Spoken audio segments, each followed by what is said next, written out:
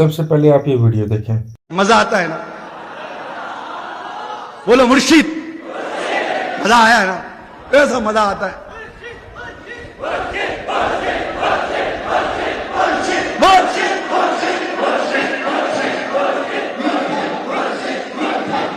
یاد رکھو میٹھے اسلامی بھائیوں، یاد رکھیے، یہ کتابوں میں لکھا ہے کہ مرید کے جو درجے بلند ہوتے ہیں نا، یہ پیر کی محبت سے نہیں ہوتے، کہ پیر کی محبت کی وجہ سے مرید کا درجہ نہیں بڑھتا، کیونکہ پیر اپنے ہر مرید سے محبت کرتا ہے. اگر صرف پیر کی محبت سے درجے بلند ہو رہے ہوتے تو ہر مرید وہاں سے باللہ ہوتا، ہر مرید پہنچا ہوا ہوتا. اب تو بزرگوں نے لکھا ہے کہ مرید کا درجہ بلند اس وقت ہوتا ہے جتنی مرید کو اپنے پیر سے محبت ہوتی ہے، اتنا ہی اس کا درجہ بلند ہوتا ہے. یہ ویڈیو کم سے کم 20 سے 25 سال یا کم سے کم 30 سال پرانی ہے. اب یہاں سے آپ اندازہ لگائیں وہ کیا کہہ رہے ہیں کہ وہ شخص کامیاب نہیں ہوتا جس سے پیر محبت کرے، وہ کامیاب ہوتا ہے جو پیر سے محبت کرے، اور جتنی زیادہ وہ محبت کرے گا اتنا درجہ اس کو بلند ہوتا جائے گا. یعنی کہ ہر منتھ کو میں 50-60 لاکھ روپے کماتا ہوں اور ایک شخص سے میں دل و جان سے محبت کرتا ہوں کہ میں کہتا ہوں کہ میری جان سب کچھ قربان ہو شخص پہ، تو پھر اگر میں 10 لاکھ مہینہ اس کو دے بھی دیتا ہوں یا 20 لاکھ مہینہ اس پہ خرچ کر دیتا ہوں تو یہ میری ایک محبت کا تقاضا ہے. اور اگر آپ تھوڑا سا غور کریں، یہ جو نمائندے ہیں نا مدنی چینل کے، یہ حبیب اتاری، عمران اتاری، عبید رضا اتاری، جتنے بھی ان کے جو خاص لوگ ہیں، یہ وہ لوگ ہیں جنہوں نے اٹھایا ضرور ہے، جنہوں نے لوگوں کے چندوں میں سے اٹھایا ضرور ہے، جو اپنے پیر کی محبت میں پیسوں کا خیال نہیں کرتے. انہوں نے آج تک اپنی طرف سے 1 روپیہ بھی مدنی چینل پر نہیں لگایا ہوگا. عام لوگوں کو اکساتے ہیں کہ وہ پیر فقیری کے اوپر خرچ کریں، اپنے پیر سے اتنی محبت کریں کہ وہ اپنی جان بھی دے دیں، اپنا مال بھی دے دیں، سب کچھ لٹا دیں.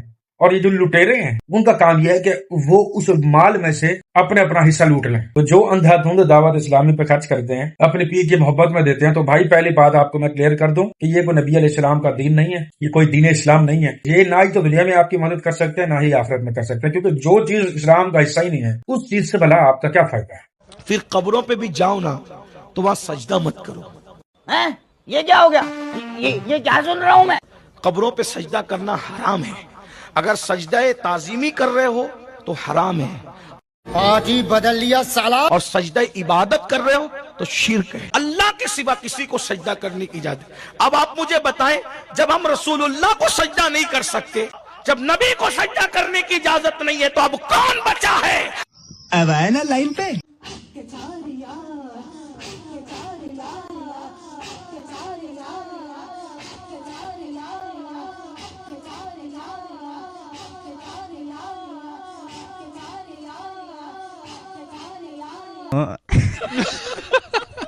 وہ لوگ کہتے ہیں کہ انجینئر محمد علی مرزا کی وجہ سے بھلا کیا چینجنگ آئی ہے، کیا ہم نے مزاروں پہ جانا چھوڑ دیا ہے، کیا ہم اپنے پیروں کو ماننا چھوڑ گئے ہیں. سر اگر وہ لوگ نہیں سمجھتے کہ کوئی تبدیلی آئی ہے تو یہ دیکھ لیں کہ امین القادری وہ شخص ہے کہ میں پچھلے 10 سال سے اس بندے کو دیکھ رہا ہوں، میں نے کبھی تصور بھی نہیں کیا تھا کہ یہ بندہ اتنی بڑی کوئی بات کرے گا یا یہ بندہ تبدیل ہوگا.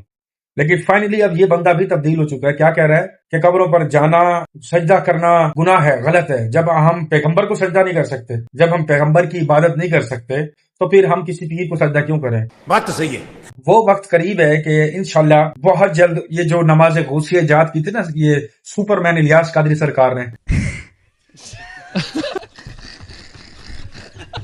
یہ بھی عنقریب آپ کو ختم، مطلب آپ دیکھیں گے کہ عنقریب یہ بھی ختم ہو گئی ہے. لوگوں سے اللہ کی نماز پڑھی نہیں جاتی، نماز غوثیہ جو ہے وہ ایجاد کر دی.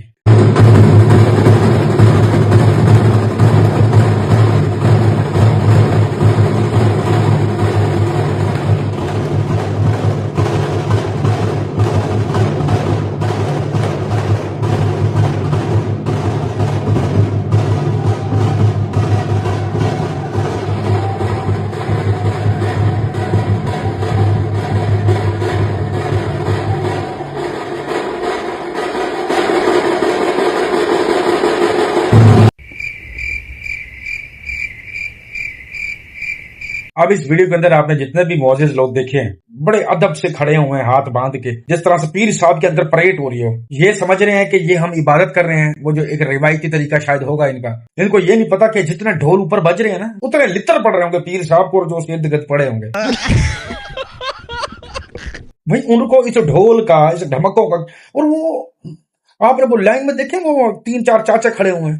یہ وہ لوگ ہوتے ہیں کہ اگر تراوی نماز کے اندر نا اگر کوئی ایک نوجوان بیچارہ آیا 2-4 تراویحاں پڑھ کے جا کے بیٹھ گیا، لمبا سانس لے رہا، تھک گیا، گھٹنوں میں درد ہو گیا، وٹ ایور کچھ بھی ہے، تو یہ وہ لوگ ہوتے ہیں، یہ وہ چاچی 80 سال کے بوڑھے تراویحاں ختم ہونے کے بعد 2-4 لوگوں کا حلقہ اکٹھا کر کے کہتے ہیں دیکھو جی نوجوان نسل کو 2-4 تراویحوں کے بعد جو ہے وہ بھاگ جاتے ہیں، اور ہمیں دیکھو 80 سال کی ہماری عمر ہے، ہم پوری تراویح پڑھتے ہیں۔ اور ان جہازوں کو بندہ پکڑ کے یہ صرف پوچھ لے کہ بھائی 80 سال تیری عمر ہے، تو قسم اٹھا کے قرآن سر پہ رکھ کے ذرا یہ بتا کہ فلاں صورت کی فلاں آیت میں اللہ تعالیٰ نے کیا اپنے بندے سے فرمایا ہے، کیا حکم ہے، کس چیز سے روک رہے ہیں، نبی پاک صلی اللہ علیہ وسلم کو کیا پیغام ہے، باقی پیغمبروں کے حوالے سے کوئی حوالہ ہے، کیا ہے، کوئی پیغام نہیں۔ وہ کہیں گے یہ مفتی صاحب سے آپ رابطہ کریں، کیونکہ یہ تو حافظ قرآن کو بھی چیز پتہ نہیں ہوتی، کیونکہ ان کا کام کیا ہوتا ہے، بچوں کو بس حافظ بنانا تاکہ وہ پورے کنبے کو بخشوا لے۔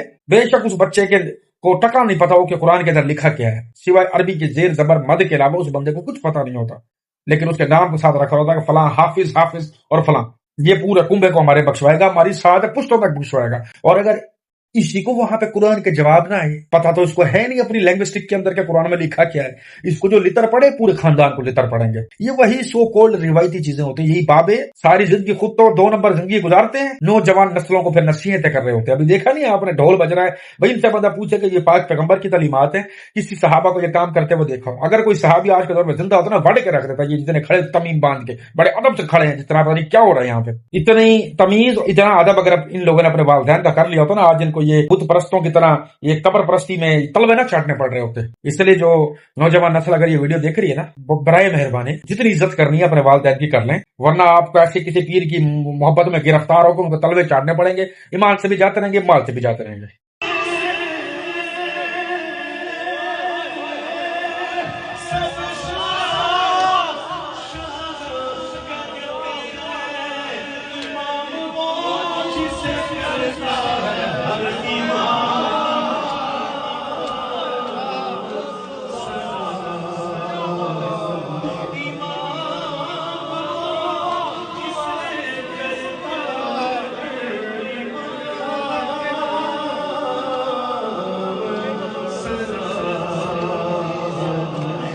بریلوی مسلک نہیں، بریلوی نسبت ہے ہماری، بریلوی نسبت میں ہماری مسلک اہل سنت و جماعت ہے۔ دیکھیے حضور غوث اعظم رحمۃ اللہ تعالی علیہ ایک مسجد میں اپنی مسجد میں آ رہے ہیں، اپنے نالین شریف اتارتے ہیں، اپنی چپلیں اتارتے ہیں اور خلاف معمول ایک کام کرتے ہیں، چپل اتار کر ہوا میں پھینک دی اور ایسے پھینکی کہ کسی کو مارنے کا انداز ہو۔ اللہ اکبر، بڑا عجیب و غریب معاملہ تھا، مریدین دیکھ رہے ہیں، حیران ہے کہ پیر صاحب نے یہ کیا معاملہ کیا ہے، لیکن خیر بات گزر گئی۔